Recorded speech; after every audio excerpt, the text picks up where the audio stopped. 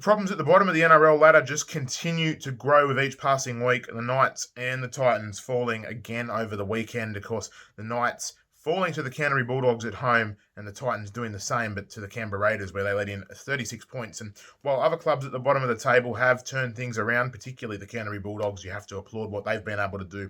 The drums are growing louder for Justin Holbrook and Adam O'Brien over their futures in their respective roles.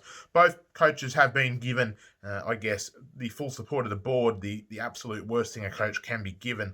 But Holbrook in particular is really at his wit's end to try and turn this team around and has already turned his attention to 2023. We heard him after the loss to Canberra suggesting just how important the signature of Kieran Foran is for next season. They'll also look to bring in Sam Verrills, according to reports on Monday morning. Of course, Verrills will fall down the pecking order at the Roosters with Brendan Smith arriving, and it sounds very much like he's going to end up at Robina next year.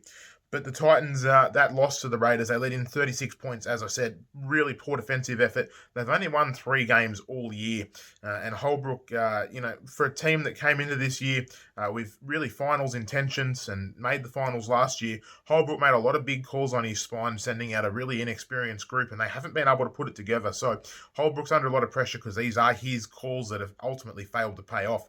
And the Knights have also gone backwards after making the finals last year. We said at the time, though, when the Knights made the finals in 2021, that their attack was really lacking and they would need to improve that, to stay with the top 8 in 2022. That hasn't happened. Newcastle's attack, if anything, has gone backwards, and we saw that against the Bulldogs at home on Sunday.